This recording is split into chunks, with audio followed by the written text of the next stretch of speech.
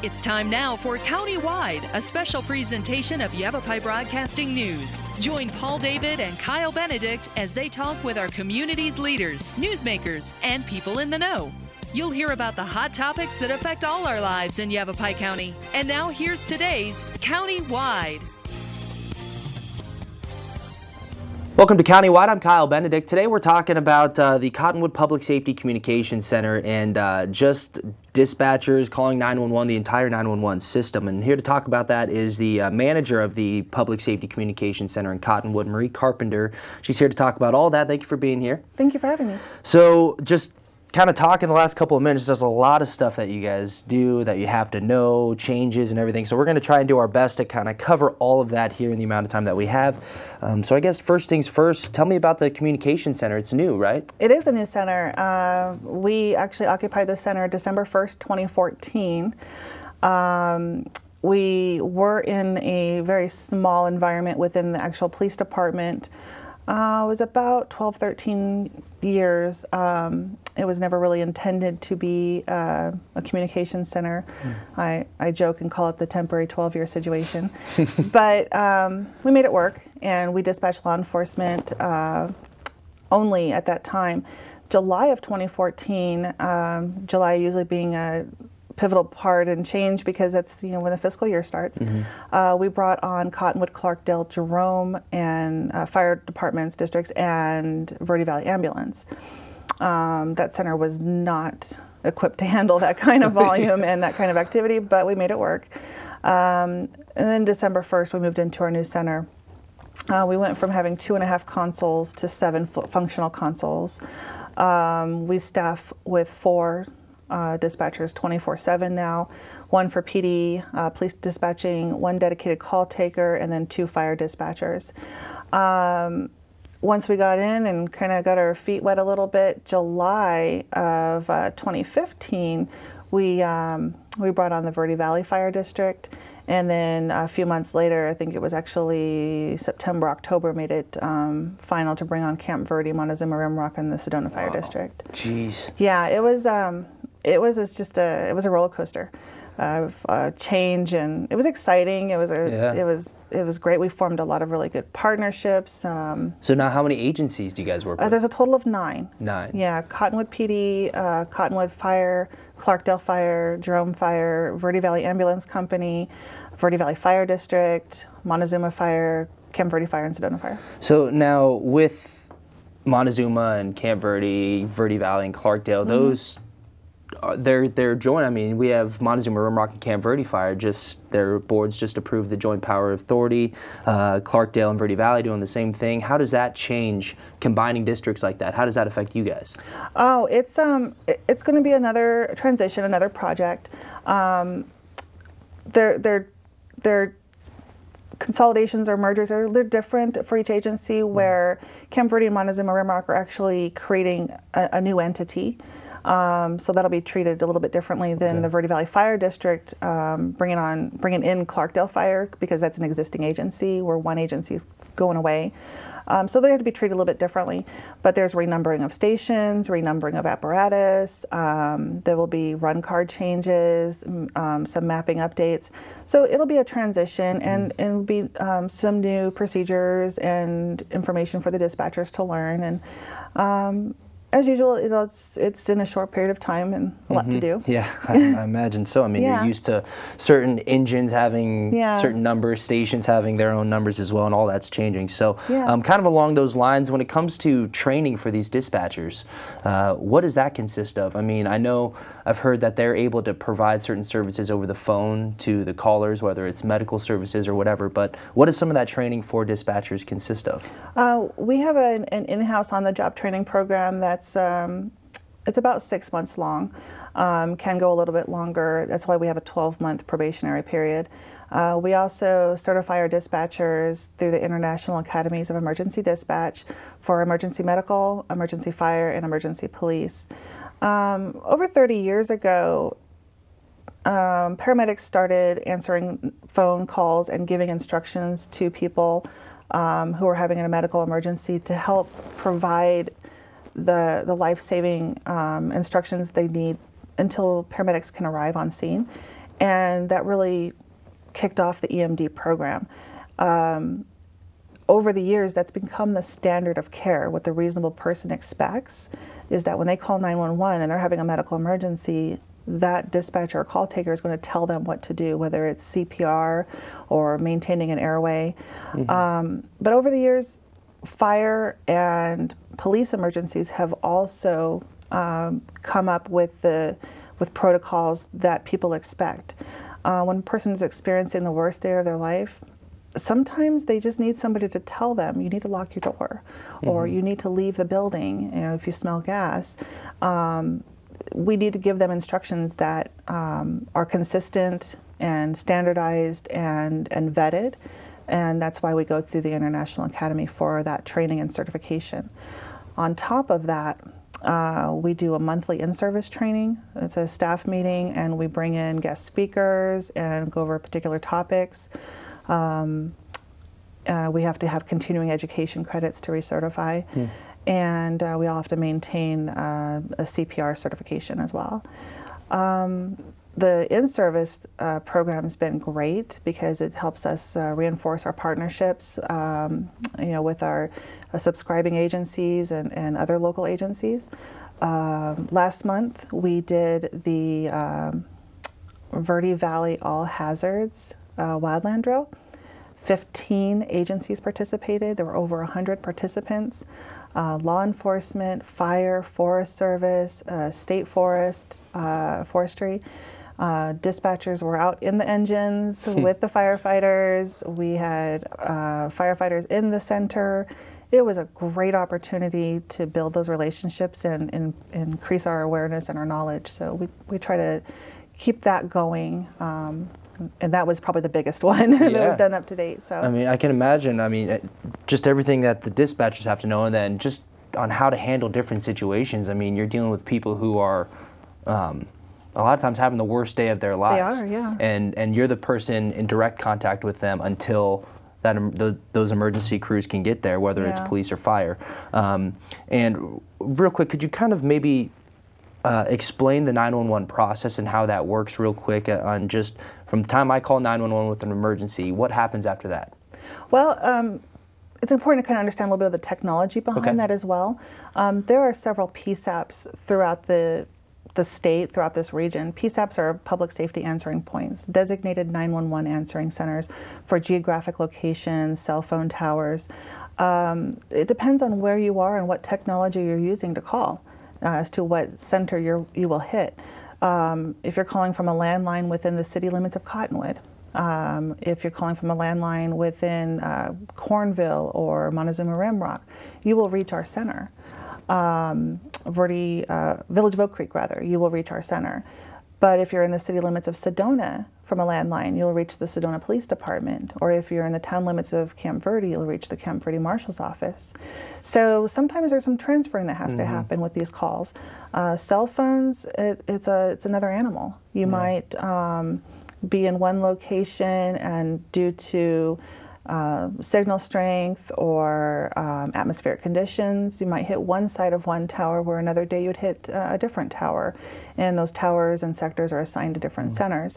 So a lot of work goes into working with our partners, other PSAPs in the area, to make sure we have that routing really fine-tuned.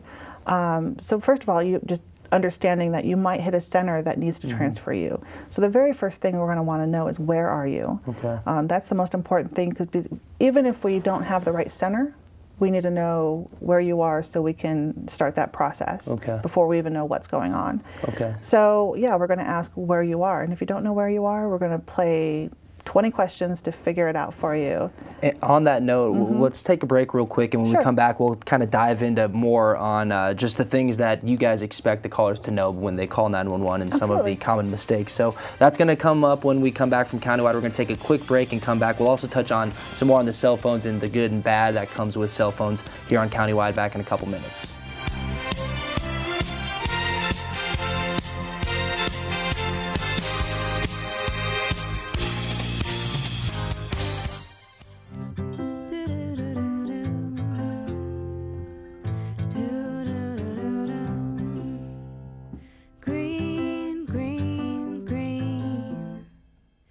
It's your home, it's your dream.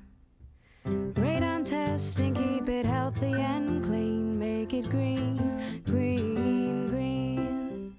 Making it green is making sure the air in your home is healthy for your family to breathe. Make sure you test your home for the presence of radon. It's easy. To learn more, call 866-730-GREEN. Preserve your family's health and well-being. Get your home tested. Now that's living healthy and green. Green, green, green. It's your home, it's your dream.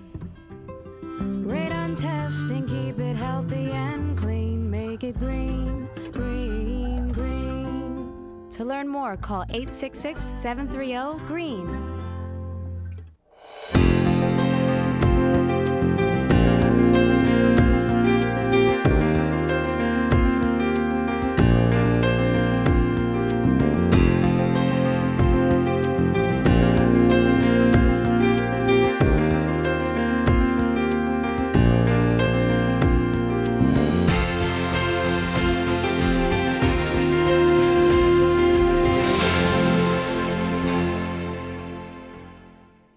They said I have troll teeth. That my voice sounded like a possessed baby doll. That no one would ever love someone as stupid as me. That I was fat, ugly. Disgusting.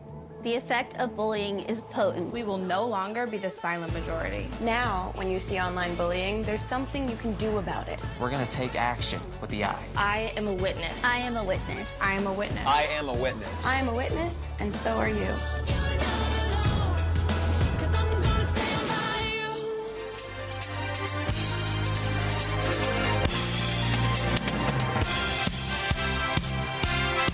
Welcome back to Countywide. I'm Kyle Benedict, and I'm sitting down with the manager of the Cottonwood Public Safety Communications Center, Marie Carpenter, and we're talking about just the 911 system, all the things that dispatchers need to know, and how just kind of that whole process works. And before we went to break, Marie was talking about with that system, some of the things that callers, the information that they can provide, and how that helps just kind of the efficiency of the entire chain of response, I guess, how that helps everything go smoothly. And you mentioned knowing where you are as one of the major things. What are some of the other just key pieces of information that you guys need from callers? Yeah, and back to where you are. Hikers in this area, especially as the weather's changing, we have more people out doing the recreational stuff, kayaking and hiking and biking. First of all, tell somebody where you're going. We just recently had the incident up on Mingus Mountain where, a person was found 3 days later. Yeah, fortunately found. Tell somebody where you are. Have a backup plan. But if you call 911 from your cell phone, and the industry standard is about 36 meters of accuracy. There are, like I said, things that can impact that, and we run into situations where we have to rely completely on the caller to tell us where they are. What highway are you on? What direction are you traveling? Where did you start? What milepost do you see? What landmarks do you see? Is there a Forest Service road? Do you have a GPS device that can tell you your latitude and longitude? So those are kind of things that we need. But in addition to location, we need to identify what discipline this falls under. Is this a police incident? Is this a fire incident? Is this a medical incident? Because you might reach a center that dispatches for the fire departments in that area, but not the law enforcement agencies in that area. So if we have a criminal event, we need to get over to the law enforcement agency. If we have a fire or a medical event, we need to make sure the proper center is handling it to make sure that proper resources are sent. Mm-hmm. So now with cell phones, to get a little bit more specific, is it, if there's a big emergency and you call from a cell phone and you guys aren't, or I guess, whether it's police, say, they get to the scene or the location that is given from the cell phone and it's not, is it more often than not a bad location? Is it not showing where you are? How accurate is it? I'd say more often it is accurate. Okay. We get a pretty good visual representation on our map of where the caller is. But there's some outlying areas where the signal strength isn't very good, and we just have to rely on sometimes a person to leave the incident maybe it's an injured hiker or a situation like that, they have to go where they get signal and then call 911 and then describe to us where the injury is or where the incident is. Those can be tough because we're kind of blind to the situation there. We're completely reliant on the person to describe the situation. Often in those cases, we'll put the responders in touch with the caller so they can meet up and discuss and help them be their eyes until they can get on scene. Yeah, we hear about that sometimes in press releases that we get regarding missing hikers or something, or you hear if there's a party of 6 people, 1 or 2 people hike out to the trailhead and kind of meet and then kind of guide the crews in. What about texting 911? That's something that that it seems like could come in handy in a lot of situations. Do we have the capability for that? No, we do not. We do not, okay. That is something that we are working towards as a 911 community in the state of Arizona. There are a number of things that have to take place first. Our equipment in our center was recently upgraded, and it is managed and maintained by the state of Arizona Department of Administration. When we pay our phone bill, our cell phone bill, we see the little 911 excise on their tax. That goes to cover that equipment and the network. But the network itself is still in the process of being upgraded to be able to handle that technology. It is moving forward. It is definitely moving forward. But you know, as well as everybody does, you know, in recent years, the entire state struggled financially. Everybody did. And that did put that project a little bit behind, but it's moving forward and we're seeing some good progress. I don't have a date when we can actually expect. We get regular updates from the state, CenturyLink as well, but no, I do not have a date as to when that will happen. You believe it's in the future, though? I do believe it's in the recent or near future. Okay. And what about voice over internet phone? You mentioned that before the show, and that was something I wasn't too familiar with. Can you explain that? Yeah, it's an up-and-coming technology. It's becoming more commonplace because it's a great service for a reasonable price, and that's usually the most attractive thing about it. But a lot of people don't realize that just because you plug your phone in and it works, it may not have 911 service. If you've moved, you do need to contact your provider and make sure they have your address and that you have that service. We did recently have a call with somebody who called 911, moved here, plugged their phone in, it worked fine. Never thought for a minute that it would not have 911. Called 911, nothing happened. Was very upset that she could not reach 911. But after some investigating and talking with her, realized that it was a service that was additional to her regular conventional phone service and needed to actually subscribe to that with her provider. So it was a wake-up call for everybody to really understand you need to know your technology. And I think when we have a phone sitting on our desk, we look at it and say this is the most reliable way to communicate because it's the wired phone. We've always had that home phone or that business phone that we've used, and cell phones we worry about their reliability based on where you are or signal strength. Battery dies. These things happen, but then we have to understand that VoIP phone functions differently than a landline phone does, and it's important to know your technology. Yeah, okay, I guess, anything. Just know what you have and know how to use it, and just think if I do have to call 911, it's kind of like having an evacuation plan out of your home. If I have to call 911 here from my house, how do we go about doing that? Can I do it on my phone, my landline, my VOI phone, any of that stuff? So, absolutely. Okay, we got to take a second break. When we come back, we'll talk about just some of the other things that they do over there. Also, how dispatchers deal with some callers who aren't as calm as they maybe should be and how they deal with that. So, for more information, 928-649-1397. That's their non-emergency line. Countywide, we'll be back in a couple minutes.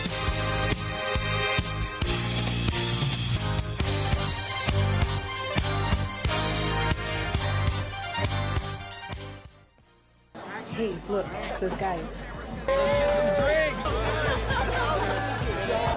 Are you good to drive? I'm fine. How many did you have? I should be fine. You should be? You willing to step out of the vehicle for me? See ya, buddy. Good luck. So turns out, buzz driving and drunk driving, they're the same thing, and it costs around $10,000. So not worth it. I'm Jenny Garth, and as a mother of 3, I know kids worry about a lot of things. Getting enough food to eat shouldn't be one of them. But here in America, that is a real worry for 1 in 5 children.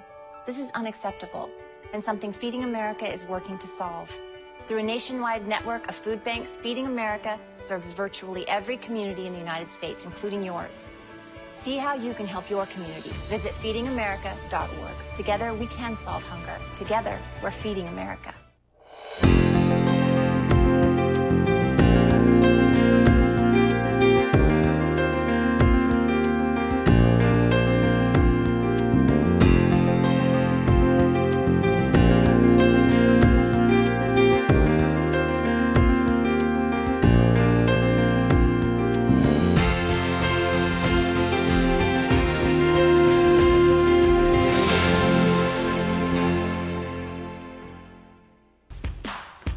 Chipmunks want to remind you, bacteria can hide in food and make you ill. Wow. But you can keep bacteria from ruining your day with 4 simple steps. Clean. I'm waiting for the rinse cycle. Separate. Cook. And chill. We chipmunks are notoriously tight. Check your steps. The road trip to food safety starts at foodsafety.gov.